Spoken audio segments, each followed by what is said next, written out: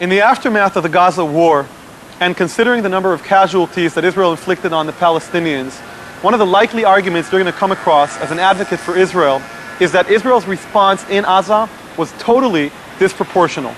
And you're going to try to explain, as I think that you should, the context of the attack. That the attack came after 8 years of suffering constant missiles that were sent from Gaza into major cities in Israel, over 10,000 different types of missiles over 8 years. And then, of course, the follow-up argument that you're likely to encounter is, how dare you compare?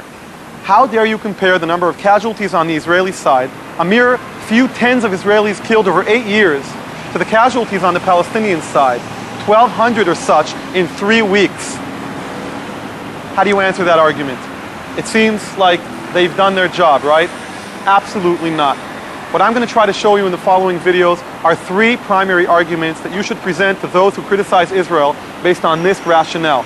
And with these arguments, hopefully, they will have a better understanding of why things happened the way they did. The first argument is going to be an analytical one. I'm going to present an analogy that will compare what they did to us and how we responded to how the court systems deal with murder and attempted murder. The second argument we're going to create here is going to be the argument that explains why there were so many casualties on the Palestinian side and why so few, if you can call it that, on the Israeli side. The outcome is going to be pretty surprising. And the third and final argument is going to be the historical one. We're going to look 50, 60 years to the past, and we're going to ask ourselves, in the context of World War II, do we really judge who was right and who was wrong only based on the number of casualties one side inflicted on the other? Once again, I think we're going to have a surprising response. Now, the objective of these arguments is to help you deal with facts that are thrown out of context that seem to lead to one conclusion when they really should lead to the very opposite.